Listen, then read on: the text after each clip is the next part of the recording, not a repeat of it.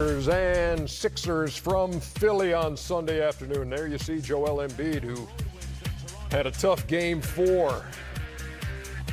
There's a guy who did not have a tough game 4. Oh, that man.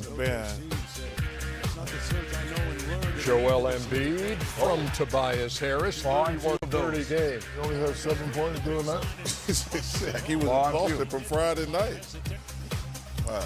I'll tell you what, man. Embiid on the defensive end got the swat on Serge Ibaka. Great block. Don't give me that. And as play continued on the other end, Ben Simmons. Give me that too. So it's a 5-point Toronto lead at that point. Kawhi again. That might have been one of the best moves of the night. I tell you what, though, man, the guys from Toronto really stepped up today. Jimmy Butler for 3. Kyle Lowry, Ibaka showed up, Marc Gasol. 2-point Toronto lead at the half. Jimmy Butler for 3. Well, Sixers up 5. They should show up. They got to check. Kawhi Leonard again. You back. Give me that. Not step back, step. How cool is this man? And he pulls up for 3 here. He had 14 in the quarter. Feel free to put a hand up, somebody. Oh, give me candy. Oh, not yet. Jimmy Butler. Oh, things was open in Philly. 84-81. I tried to tell y'all, this is not the same old Toronto team. They got a superstar there now. Marc Gasol raining threes down. And then Kawhi. Oh, my goodness. He got an old. He had 39, 14, and 5. Oh, Kyle Lowry, why are you trying to cheat that pick? J.J. Redick there, so it's a 1-point game. What you going to do? Are you going to get off to this natural born Kawhi killer? do that? Man, that dude is fun to watch play basketball. Again, 39, 14, and 5. 6th time in these playoffs that Kawhi's gone for at least 30 in the 4th straight game. He went 13 for 20 from the floor. And Toronto wins at 101-96. Boy, that defense again, they're 6-1, allowing under 100 points in these playoffs. Here's Nick Nurse. I think it was pretty obvious we needed some punch, around the roster a little bit. Looks like we got 1, 2, 3, 4 other guys in double figures and another guy with 9, so that's pretty good. I just thought it was a different mentality tonight than it was the other night, right? Guys were looking to shoot, taking the shots, first shot that was there. When they're putting 2 or 3 on the ball, you got to get off it, and if you're open, you got to let her fly, because there's not anybody out there that we don't want shooting the ball. Brett Brown, meantime, said during an in-game interview that Joel Embiid was battling another illness. He had 11 points, 8 rebounds, and 7 assists. Jimmy Butler had 29 and 11. But it's the Raptors, Shaq, down 2-1, who win in the other guy's gym, and now it's 2-2 heading back to Toronto. This is an unusual team for today's basketball. They have one superstar. A lot of teams have 2.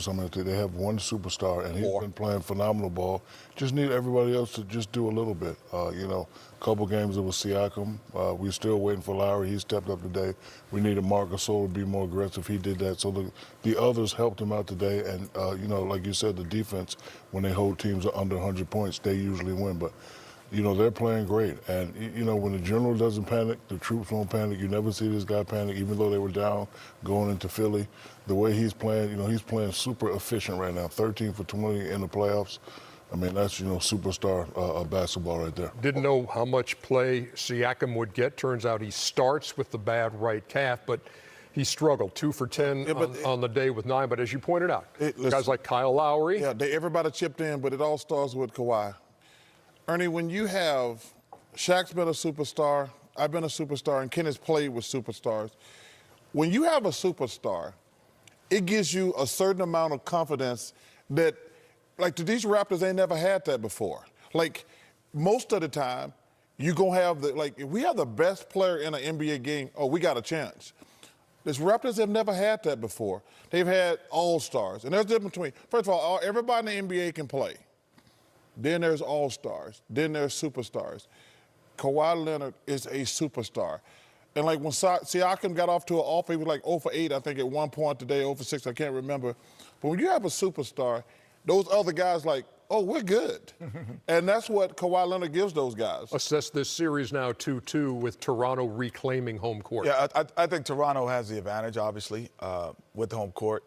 And to echo what Charles is saying, I think It's 100% right. I think what happens when you're a good player or an all-star, they can design defensive or offensive schemes to make you do something. The difference when you're a superstar, the defensive scheme that they're putting on you, you're actually looking for as an offensive player too. So when you're trying to send Akeem Olajuwon to the baseline off the double team, he's actually dream shaking to the baseline for that. That's what he's looking for. So a superstar is actually looking for the defensive scheme, and that's his strength. So it's impossible to guard him, and it makes everybody's game easier. Game 5 is Tuesday night in Toronto. It would have been a very shrewd pick to take Kawhi Leonard in the Auto Trader game. Anybody take him? God. Oh, yeah, that's right. I did. He went for 39, 14, and 5. Well, these guys had Tobias Harris. He went 5 for 23. And I'm still beating you. That's And You- not after. you have Damian. Dame Lillard. Yeah. Show it. I need 50 tonight, Dame. Mike, get it. I need 50 tonight. We're coming back with more in just a second. Kenny played with superstars. And Chuck E. Cheese never played at all. What are you talking about? What are you talking about? I don't get it. Chuck E. Cheese. Whatever his name, he never played. Chuck E. Cheese. Tell